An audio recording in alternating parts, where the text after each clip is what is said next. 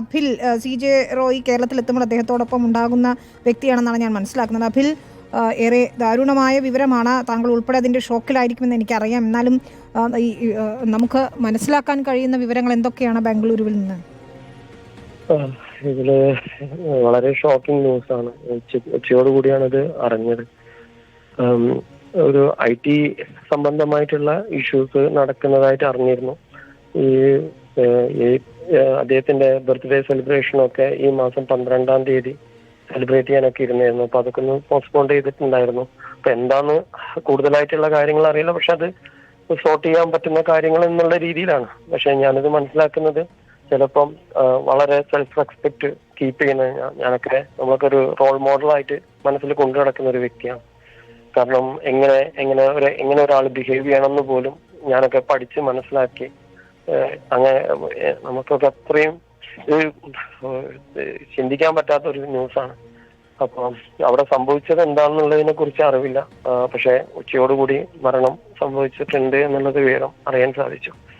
അദ്ദേഹം ബാംഗ്ലൂരുവിലായിരുന്നു കുറെ ദിവസങ്ങളായി? അതെ, അല്ല, ദുബായിലുണ്ടായിരുന്നു. ദുബായിൽ നിന്ന് ഇപ്പം ബാംഗ്ലൂർ എത്തിയതായിരുന്നു. ദുബായിലിപ്പോ ഞാൻ ഇന്നലെയും എന്റെ അടുത്ത സുഹൃത്തുണ്ടായിരുന്നു റിയാസിന്റെ കൂടെയുള്ള ഒരു ഫോട്ടോ ഇന്നലെ കാണാനിടയായപ്പോ ഇന്നലെ രാത്രി ഞാൻ വിളിച്ചിരുന്നു. റിയാസ് സാറ് ഓക്കെ അല്ലേ, ഹാപ്പി ആണോ, റോയിയേട്ടൻ ഹാപ്പി ആണോ എന്ന് ഇന്നലെ ഞാൻ സംസാരിച്ചിരുന്നു. അപ്പൊ ഇല്ല അബി, കുഴപ്പമൊന്നുമില്ല, ഓക്കെ ആണ് എന്ന് പറഞ്ഞാണ്. അപ്പൊ ഇനി IT റെയ്ഡിനിടെ ഇനി പ്രൊവോക്കിംഗ് ആയിട്ടുള്ള എന്തെങ്കിലും സിറ്റുവേഷൻ വന്നിട്ടുണ്ടോ എന്ന് അറിയില്ല. കാരണം വളരെ ജെന്യൂൻ ആയിട്ട് പോകുന്നൊരു വ്യക്തി എന്നുള്ള രീതിയിലാണ്. പക്ഷെ IT ഇഷ്യൂ ഉണ്ട് എന്നുള്ളത് ന്യൂസ് മുമ്പും കേട്ടിരുന്നു. നമ്മൾ ആ സെലിബ്രേഷനൊക്കെ ഒന്ന് മാറ്റി വെക്കുകയും ചെയ്തിട്ടുണ്ടായിരുന്നു. ഇപ്രാവശ്യം ഇത് വേണ്ട എന്നുള്ള രീതിയിൽ 12-ാം തീയതി സെലിബ്രേഷനൊക്കെ നടത്താനിരുന്നു. എല്ലാ വർഷവും അത് കഴിഞ്ഞ ഒരു 7 വർഷമായിട്ട് ഞാൻ തന്നെ നടത്തുന്ന ഒരു പ്രോഗ്രാമും ആയിരുന്നു അത്. അബിൽ, ഇങ്ങനെ ഈ പരിശോധനകളൊക്കെ സ്വാഭാവികമാണല്ലോ ഇത്തരത്തിൽ IT ആയാലും. അതെ, പക്ഷേ സമ്മർദ്ദത്തിൽ അത് റോയിയേട്ടൻ ഇതൊക്കെ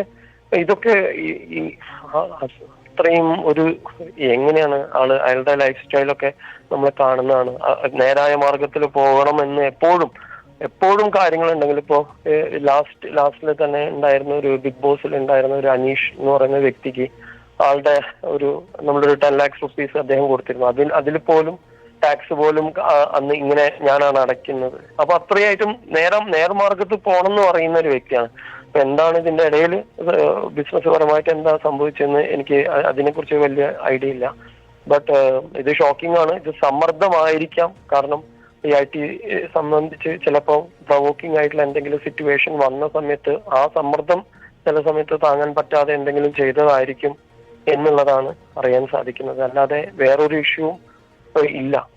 ഇത്രയധികം ബിസിനസ് രംഗത്ത് പ്രവർത്തിക്കുന്ന ആളാണല്ലോ, മാത്രമല്ല ജീവകാരുണ്യ പ്രവർത്തനങ്ങളൊക്കെ നടത്തുന്നു ഇത്രയധികം വർഷമായി. ഒരു റെയ്ഡിനെ ഒന്നും പേടിക്കേണ്ട കാര്യം അല്ലെങ്കിൽ ഇല്ല. അങ്ങനെ ഒന്നിനും പേടിക്കുന്നല്ല. ഇത് ആ സിറ്റുവേഷൻ പെട്ടെന്ന് ഉണ്ടായ പ്രൊവോക്കിംഗ് ആയിട്ടുള്ള എന്തെങ്കിലും സംഭവിച്ച ആ ദേഷ്യത്തില് അങ്ങനെ സംഭവിച്ചു എന്നല്ലാതെ. വീട്ടിൽ വെച്ചായിരുന്നോ അതോ ഓഫീസിൽ വെച്ചായിരുന്നോ? ഓഫീസിൽ വെച്ചിട്ടാണ് കേട്ടിരിക്കുന്നത്. ഇതിനുശേഷം ആരോടെങ്കിലും സംസാരിക്കാൻ കഴിഞ്ഞിരുന്നു ഒരു അറസ്റ്റിലേക്ക്? അല്ല, അത് ഞങ്ങൾ ആരും ഇതിനെ കുറിച്ചായിട്ട് സംസാരിച്ചില്ല. ഇതിന്റെ ഷോക്കിൽ ഞങ്ങൾ ആരും മാറിയിട്ടില്ല. മനസ്സിലായി. ഉച്ചയോടുകൂടി ഇത് അറിഞ്ഞ മുതൽ ഇപ്പോഴാണ് മീഡിയയിൽ വരുന്നത്. പക്ഷെ ഉച്ചയോടുകൂടി ഞാൻ അറിഞ്ഞിട്ടുണ്ട്. അപ്പൊ അതിന്റെ ഷോക്കിലായിരുന്നു. എന്താണ് എങ്ങനെ ആരോടാ പറയണ്ടെന്ന് അറിയാത്ത ഒരു വേദനയിൽ നിൽക്കുകയായിരുന്നു. ഈ കൊച്ചിയിൽ നിന്നുള്ള ഉദ്യോഗസ്ഥരായിരുന്നു പരിശോധനയൊക്കെ നടത്തിയിരുന്നത്? അതെ, അങ്ങനെയാണ് അറിയാൻ സാധിച്ചത്. ഇദ്ദേഹം രാവിലെ മുതൽ ഓഫീസിലുണ്ടായിരുന്നോ? അതെ. അതിലിപ്പം എനിക്ക് അറിയാൻ പറ്റിയത് കേരളത്തിൽ നിന്നുള്ള MD ജോസഫ് സാർ ഓൾസോ അവിടെ ബാംഗ്ലൂരിലുണ്ടെന്നാണ് ഈ കൂടുതലായിട്ട് അങ്ങനെയൊക്കെ അറിയാൻ സാധിക്കുമെന്ന് വിചാരിക്കുന്നു. അദ്ദേഹം ഒക്കെ വന്നു കഴിഞ്ഞാൽ ഇപ്പം ന്യൂസിൽ കാണുന്നുണ്ട്. ഒരു സമ്മർദ്ദം ഉണ്ടായിരുന്നു എപ്പോഴും അല്ലേ അദ്ദേഹത്തിന്?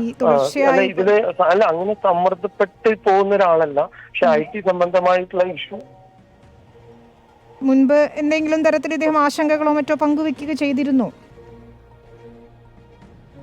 ശരി, അബിലാണ് സംസാരിച്ചത്. അദ്ദേഹമൊക്കെ വിഷമഘട്ടത്തിലാണ്, ആ ദുഃഖത്തിൽ പങ്കുചേരുകയാണ്. ഏതായാലും ഞെട്ടിക്കുന്ന വിവരമാണ് പുറത്തു വന്നുകൊണ്ടിരിക്കുന്നത്. ഇപ്പോൾ ഫോറൻസിക് ഉദ്യോഗസ്ഥരൊക്കെ പരിശോധന നടത്തുന്നു ബംഗളൂരുവിലെ ഓഫീസിൽ.